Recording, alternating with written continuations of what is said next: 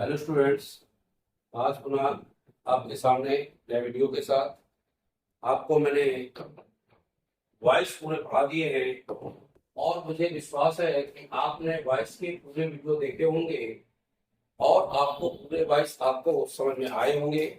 मुझे ऐसा विश्वास है कि आपने वॉइस पढ़ लिए और वॉइस आपको समझ में आ गए होंगे।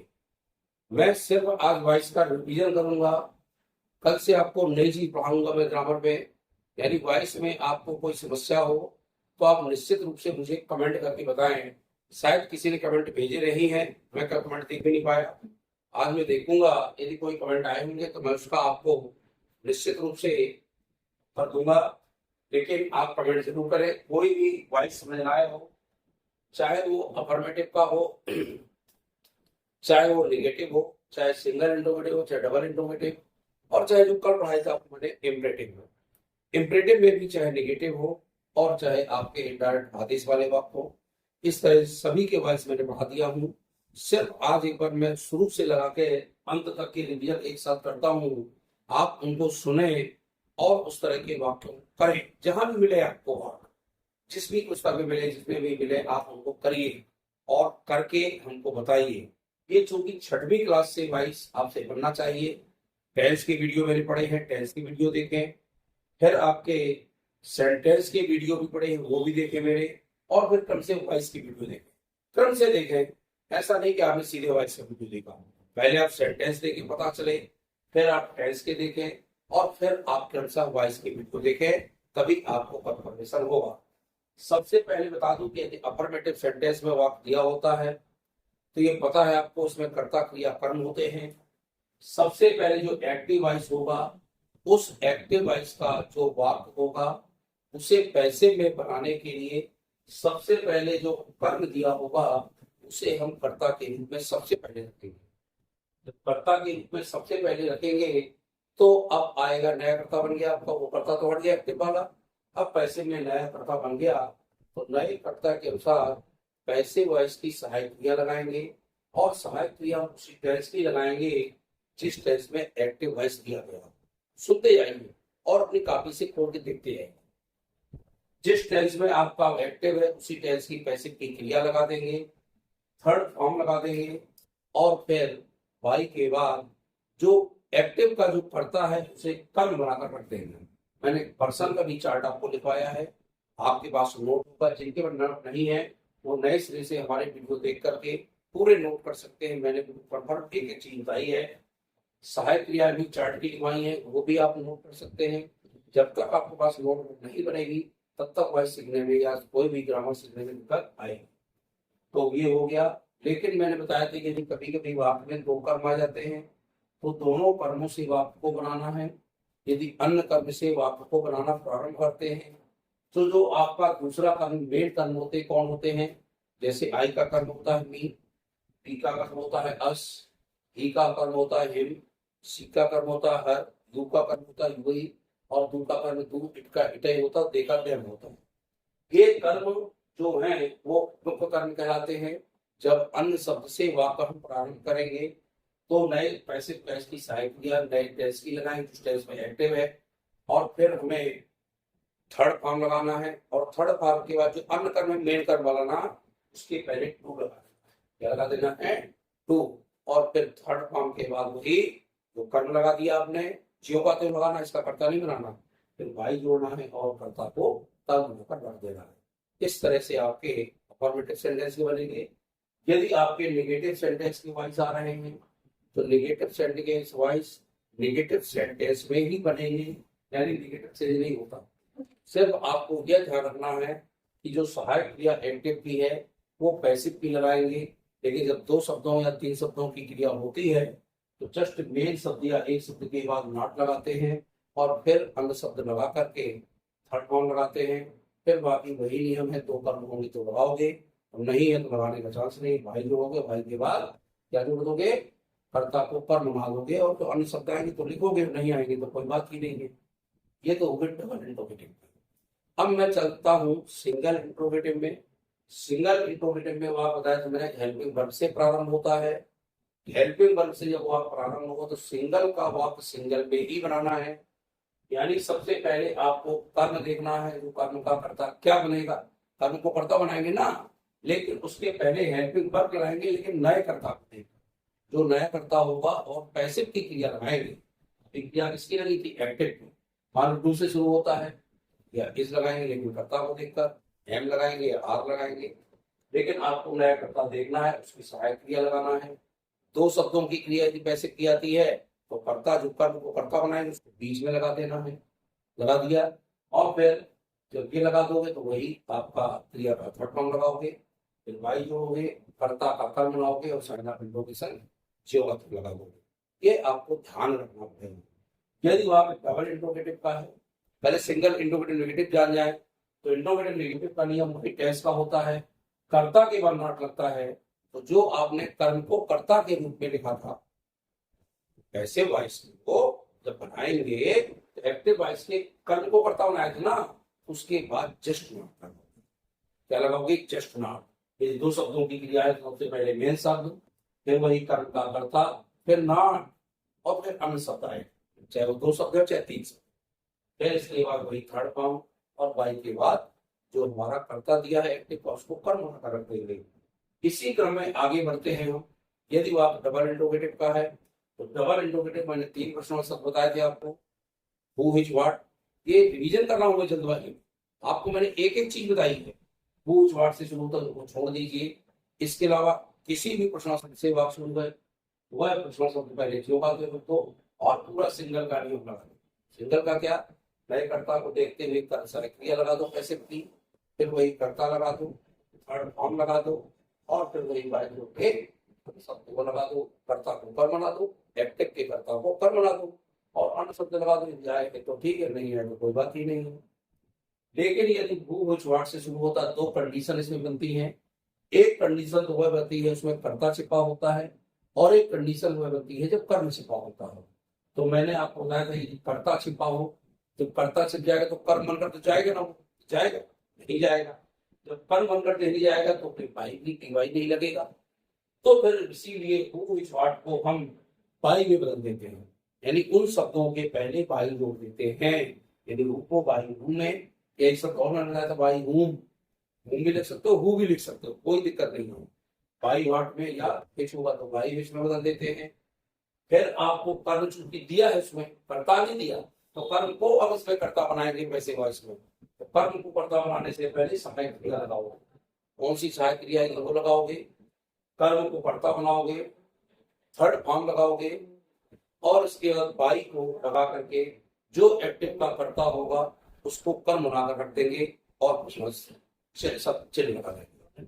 लेकिन यदि अब आपका कंडीशन है दूसरी, कर्म छिपाओ, तो कर्म के छिपे होने में, अब कर्म क्या होगा, कर्म छिपा होगा, कर्ता तो होगा ना, तो कर्ता जब होगा तो अंत में तो जाएगा। अब कर्म ही छिपा है तो कर्म का कर्ता बनाएंगे ना, तो इसलिए हु विच व्हाट को ज्यों का तो लिख देते हैं, उनमें कोई बाई नहीं लगाते, क्वेश्चन नहीं करते, ज्यों का सहायक क्रिया लगाते हैं।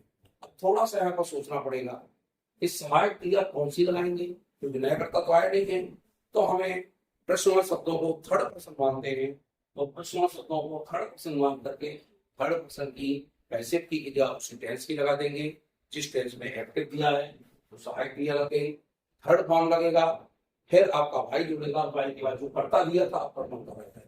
अब इसमें कर्ता दिया है, कर्म नहीं दिया, तो कर्म नहीं है तो हमें यहाँ कर्ता तो बनाया नहीं है।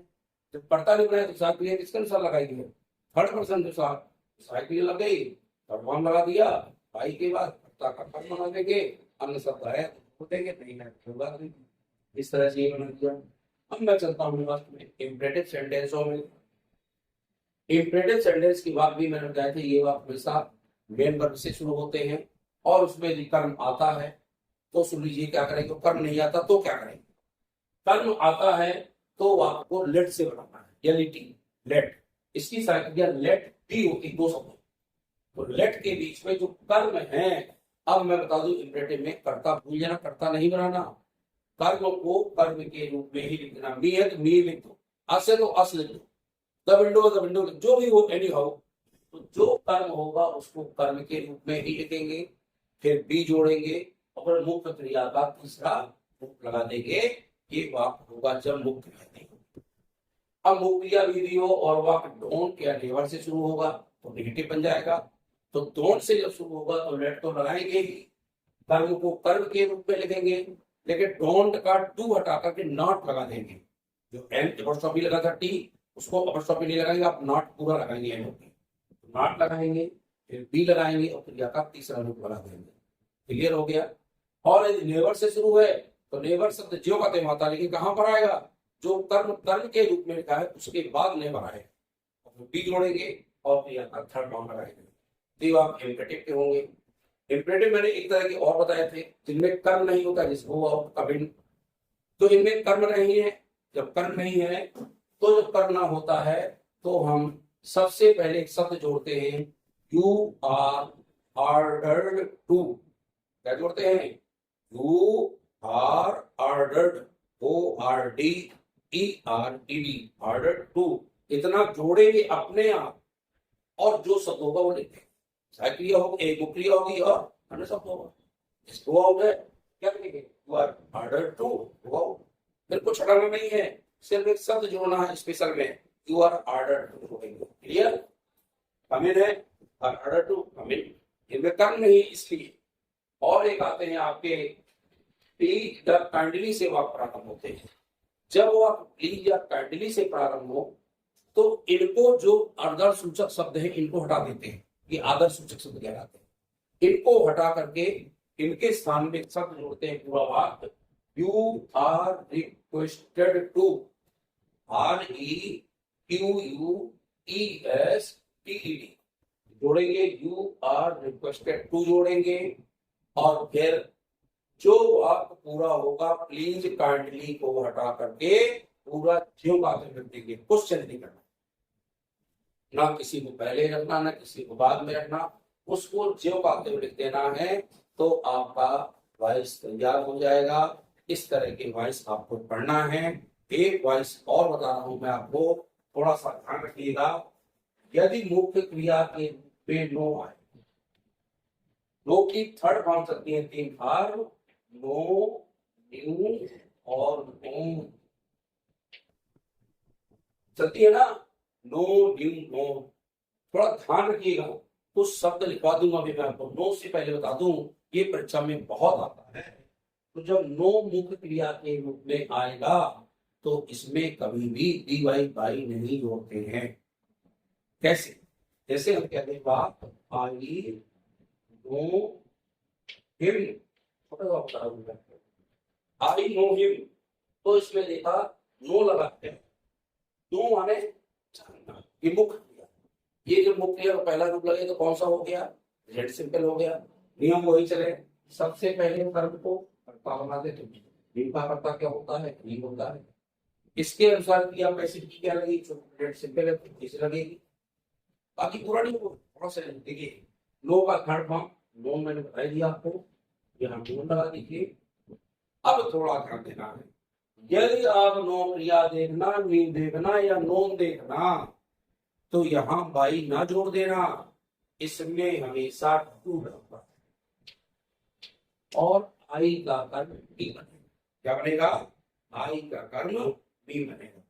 जैसे ही इज नोइंग मी, अब देखिए कौन सा टेंस हुआ, ये प्रेजेंट कंटीन्यूअस। प्रेजेंट कंटीन्यूअस होगा, मी का कर्ता बनाएंगे आई, और ये टेंस कौन सा है, प्रेजेंट कंटीन्यूअस।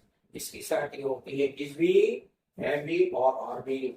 है लगा दो या इंडिया हट गया, आप क्या बनेगा यहाँ पे नून आएगा, अब टू लगेगा और ही का कर्म क्या बनेगा, ये ध्यान रखिएगा। इस तरह से यदि आपका कोई आता है, अब मैं एक वाक्य और बता रहा हूं, interest, I N T E R E S T, interest माने होता है रुचि लिखना, इंटरेस्ट रुचि, ये भी मेंबर है। इसके रूप चलते हैं इंटरेस्ट, इंटरेस्टेड, इंटरेस्टेड। तो इंटरेस्ट माने रुचि, जब ये इंटरेस्ट लग रहा है कुछ शब्द तो ध्यान ही रखना पड़ेगा आपको। इंटरेस्ट आता है इसमें भी भाई नहीं जुड़ता, इसके साथ इन जुड़ता है, आइए क्या जुड़ता है, इन जुड़ता है। जैसे वो आप बताता हूं, music Interests, INTRESTS, interests me, ये एस लगा है क्रिया में, एस इज, तो निश्चित रूप से यह आपका क्या है, प्रेजेंट सिंपल है। तो इसको बनाने के लिए कर्म को पट्टा बना लें, क्या आएगा, आएगा, क्या आएगा, आई। अब चूंकि इंटरेस्टेड कौन सा है, एस लगा है प्रेजेंट सिंपल, तो आई क्रिया क्या लगेगी, पैसिव की, एम लगेगी, नियम हो गया। एम के बाद इसका थर्ड फॉर्म लगेगा, इंटरेस्टेड, तो इंटरेस्टेड लगा दो। इंटरेस्टेड के बाद अब देखो इसमें क्या लगना चाहिए, बाई, लेकिन बाई नहीं आता क्योंकि क्रिया क्या है, इंटरेस्ट, इसलिए इसमें क्या लगेगा, इन, और कर्म को पट्टा बना दीजिए, पट्टा ऊपर बना दीजिए, इन। अब चाहे इंट्रोगेटिव में आए, चाहे वो नेगेटिव में आए, किसी भी स्वरूप में आए, लेकिन ये ध्यान रखना है कि दो क्रिया आती है तो टू लगाते हैं, इंटरेस्ट क्रिया आती है तो इन लगाते हैं। ज्यादा भूल जाए बताऊंगा आपको भी, लेकिन इसको पहले ध्यान देना है। इस प्रकार से आपको वॉइस तैयार करना हो, वॉइस में आप समझ लीजिए अच्छे से, किसी में कोई वॉइस में समस्या हो इसको देख लीजिए, नोट कर लीजिए, मैं पास में ला रहा हूँ, इसको थोड़ा सा नोट कर ले अच्छे से। और यदि इनमें किसी प्रकार की समस्या हो या किसी वॉइस में दिक्कत है तो आप कमेंट करके पूछिए। वीडियो अच्छा लगे तो लाइक शेयर करिए, आप लिख ले दीजिए, उनको लिख लें स्टूडेंट अच्छे से। और यदि किसी प्रकार की कोई वॉइस में समस्या है आप उससे जरूर पूछें, बार बार पूछें, जितना कमेंट में पूछेंगे उतना ही आपसे बनेगा, ये आप ध्यान रखिएगा। बहुत बहुत धन्यवाद। वीडियो को लाइक शेयर जरूर करिएगा और सब्सक्राइब करें बार बार, और अपने दोस्तों से भी कहें सब लोग वीडियो देखें, लाइक सब्सक्राइब करें। इस तरह के नए नए वीडियो आपको मिलते रहेंगे। बहुत बहुत